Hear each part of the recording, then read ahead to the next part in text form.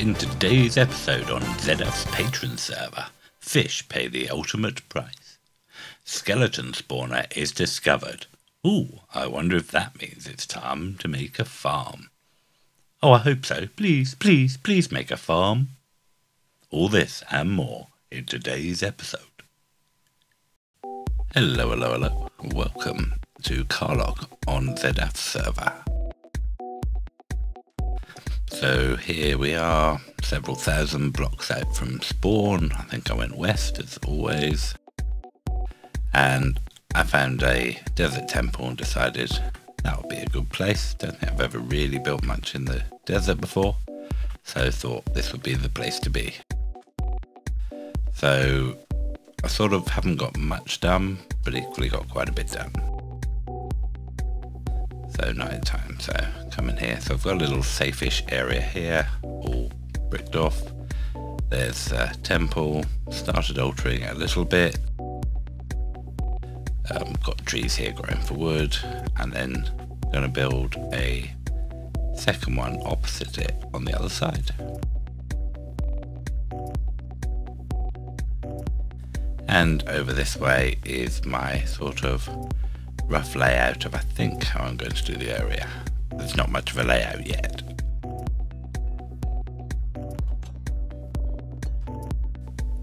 Inside my temple I have a mess, dogs, bed, chests, complete mess really. Over here I've got AFK fish farm, where I've spent quite a bit of time here. We've had Enderman visit, bringing me sand, which is very nice, I'm sure. And then we have a bunch of fish farm drops, like the books, a bunch of the other things. I need to do some more work in here, put a proper collection system on it probably. And a chest here where I keep my fishing rods and I think mainly mending books.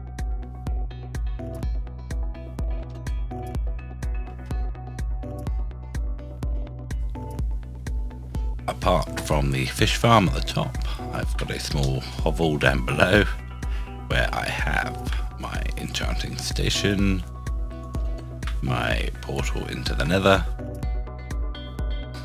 another dog, some basic chests with stuff in, and my bed.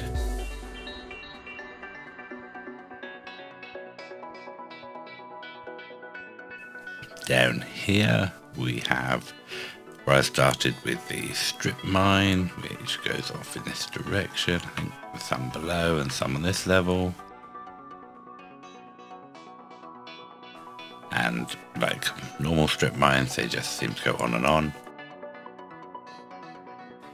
Then I think I used a community with a farm, with a skelly farm, killed myself a few skellies, got a haste beacon, and then started completely speed mining parts of this out. Here I have my little furnace where I'll be making some glass. Yeah, chests of stuff, stone, and a few more precious items in these chests. So the starting of Minecraft is always the same. Find some way to get food and gear, stroke diamonds. Food I've got covered by the fish farm, so it's salmon for me. And strip mining for the rest. We've got an iron titan at spawn, so iron is not really a problem here on this server. So we're still nighttime. I haven't lit up much of the desert yet, so it can be a bit dangerous.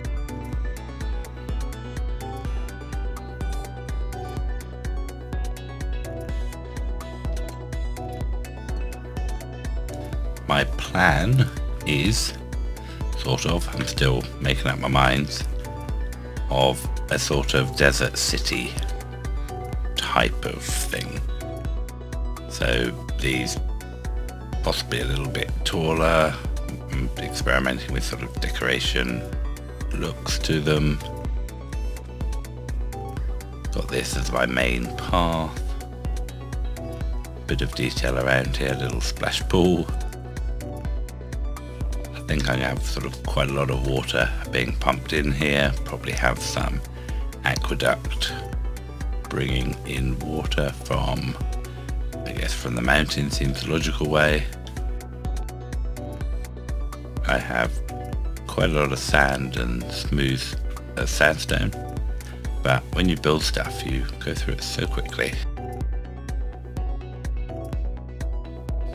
So this is going to be the main drag through the city.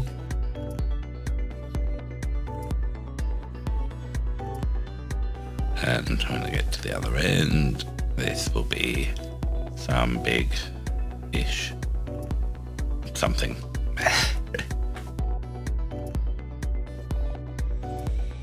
So yeah, mainly it's just for layout purposes at the moment, trying to get some structure, get the original sort of straight parts done, and then I can build smaller houses all around, or some luxury big houses. Introduce some water gardens, I'm thinking, somewhere.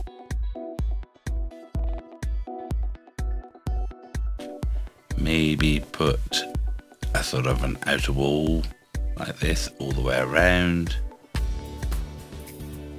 But like I said, I haven't really decided. It's just going to be one of those things to see how it goes.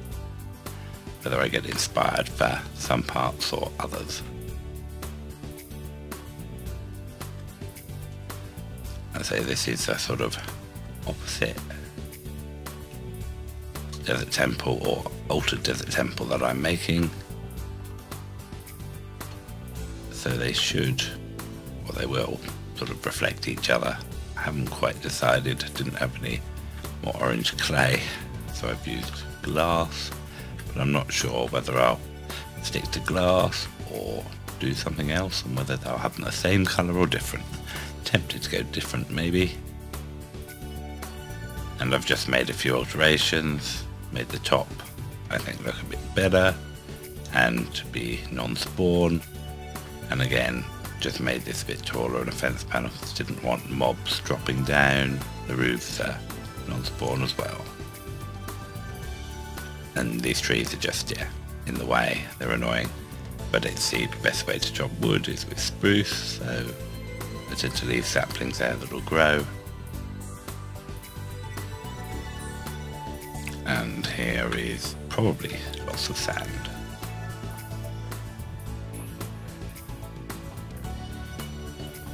And some other bits and pieces.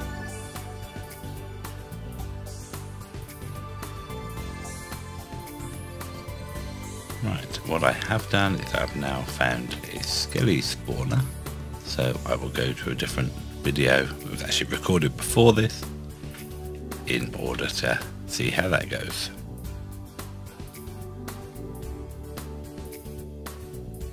Right, finally I found a spawner. So I found it all the way down the bottom. I've built a little staircase that leads neatly down there, and it's basically time to start turning the spawner into a farm. As you can see, here it is. There it is, beautifully activating. So yeah, back down a bunch of torches to help, well, to stop them spawning. And time to start, so I will do it. Oh, look at that golden apple, nice. I probably ought to just remove the chests. Should have brought my axe with me.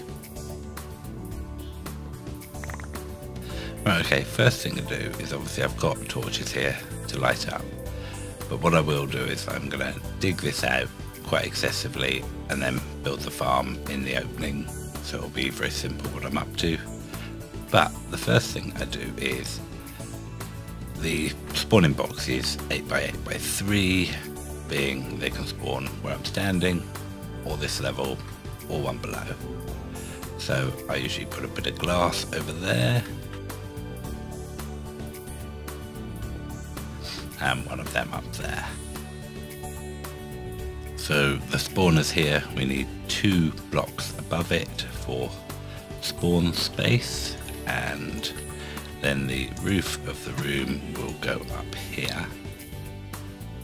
So if I'm a skelly and I spawn here, I can still fit in.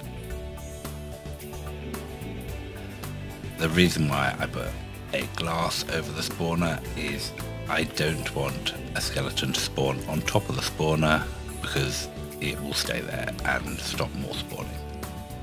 And then the block above it, I might as well make a redstone lamp, meaning it's the lowest light I can get in here, and it will stop when I want to turn it off.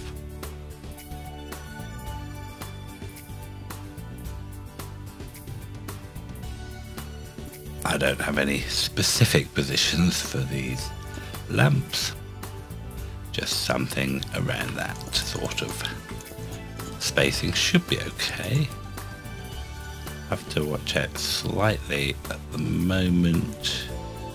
I've got so many torches, don't think anything could spawn in here anyway. But the advantage about doing the roof first is, one, I can reach it. I can double check whether I get my light levels dark enough for the farm, or at least mostly. And then I can remove all the blocks around here, not worrying about light level, because these lamps will light it up for me. So from here we need 1, 2, 3.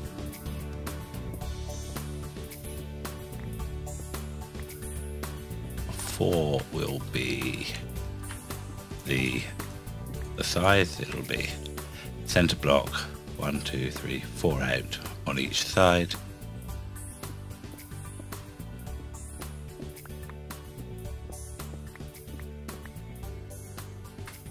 And then we'll have the top of our wall. So I'll need a little bit more digging out here. What's that spacing?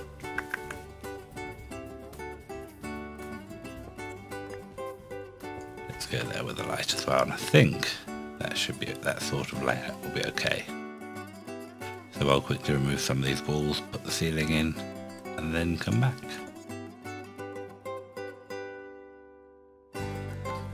As if by magic, the ceiling of the room is done. As you can see, redstone lamps, the diagonal ones I started putting in, I actually moved out slightly. I think this is the way I normally do it. So you've got the centre, then 2 blocks out, 2 blocks out, and then sort of neatly in a square, so it's going to be one in from the wall. Now, a very important thing to note here is this room must be well lit up, because if I turn these lamps off, obviously there'll be no light. Obviously I've gone a bit ham, got plenty of torches in here, but if you had skeletons or any mob, but particularly skeletons spawning up here, they would stop your spawner spawning properly below. So keep this well lit up. So quickly come down here, you can see we've got these bits are where the wall's going to be, so the light level here doesn't actually matter. And if you see the corners, the light level 8. But these are in the wall, the one below or inside will be 10.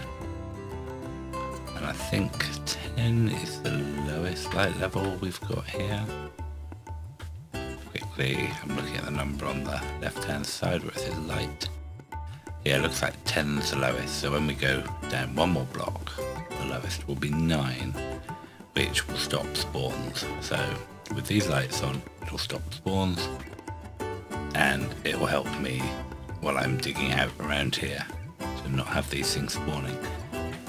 I will just put a couple of torches near the corner, because if I drop down one level there, it will be a spawnable spot, so I don't want to accidentally leave it unlit while I'm building. So at the moment, that's all there is to it at this point. Then I will start digging out some more. That's quite a lot of digging.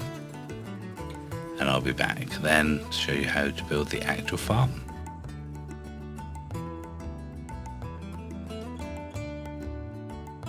So sometime later, I got a beacon up here to help me. It's quite a lot of digging.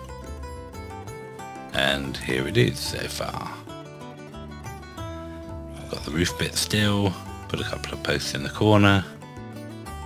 And then what I've done is I've dug out the room. So this, I think half that will be the floor, I hope so. And so everywhere in this room, the spawner should be activated.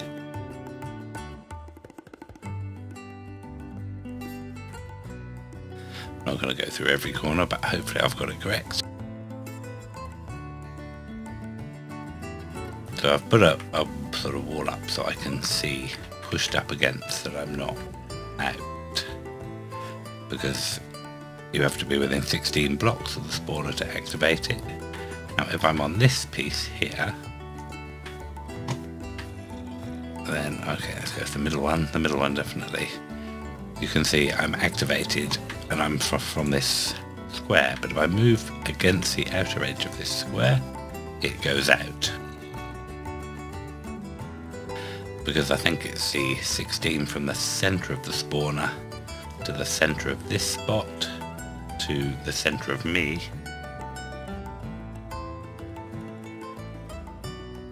And as I'm not a full block in size, my centre is slightly out from the centre of the block. If I move there, that's probably just in. There you are, spawner's activated. So I go on the cautious side. I want to make sure that wherever you are in here, you activate the spawner. So I could gain an extra half a block if I really wanted to. And then I've just removed some from here to let me in. Soon I'm going to start digging down the actual farm itself. Just quickly go over the spawn area, which is 8x3, which is 1, 2, 3. That is the sort of block where the feet have to be. So that gives you, they can spawn on this level, or this level. So they'll fit in nicely. And as you can see, the lighting is good enough to stop anything spawning in here. Which is always good, the lighting works. Plus it'll keep me safe while I'm building the rest of the farm. So, time to do some more digging.